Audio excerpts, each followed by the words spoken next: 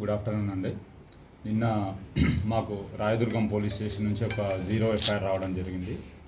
అక్కడ ఒక victim age about 21 to 22 years, ఈ ఫిలిం ఇండస్ట్రీకి సంబంధించిన కొరియోగ్రాఫర్ ఎవరైతే జానీ మాస్టర్ ఎవరైతే ఉన్నారో ఆమెని సెక్సువల్గా అబ్యూజ్ చేసినట్టుగా, థ్రెటనింగ్ చేసినట్టుగా, వర్క్ ప్లేస్లో థ్రెటన్ చేసినట్టుగా, సెక్సువల్ అబ్యూజ్ చేసినట్టుగా మాకు 0 ఎఫ్ఐఆర్ అయ్యి మాకు ఇక్కడికి రావడం జరిగింది. మాకు ఇక్కడ నిన్న మేము కూడా ఇక్కడ ఎఫ్ఐఆర్ చేసినాము.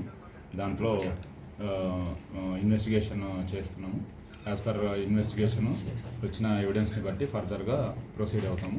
దీంట్లో విక్టిమ్ ఎవరైతే ఉన్నారో విక్టిమ్ ఎగ్జామిన్ చేయాల్సి ఉంది, ఎవిడెన్స్ కలెక్ట్ చేయాల్సి ఉంది. As per evidence collected evidence further investigation proceed అవుతాము. అదే వర్క్ ప్లేస్లో సో సెక్సువల్ అబ్యూజ్ చేసినట్టుగా, తర్వాత థ్రెటన్ చేసినట్టుగా కంప్లైంట్ ఇవ్వడం జరిగింది. దాన్ని బేస్ చేసుకొని మేము ఇన్వెస్టిగేషన్ చేస్తాం. మీరు సంప్రదించే ప్రయత్నం చేస్తారా అటు జానీ మాస్టర్ కానీ, లేకపోతే యువతి స్టేట్మెంట్ ఏమైనా రికార్డ్ చేస్తాం? అది ఇన్వెస్టిగేషన్లో భాగంగా చేస్తాం. ముందుగా ఎవిడెన్స్ కలెక్ట్ చేసుకొని ఆ ఎవిడెన్స్ బేస్ చేసుకొని ఏముందో ఫర్దర్గా ప్రొసీడ్ అవుతాం. జానీ మాస్టర్ని కాంటాక్ట్ చేసే ప్రయత్నం లేదు. ముందు మేము ఒక ఎవిడెన్స్ కావాలి కదా, విక్టిమ్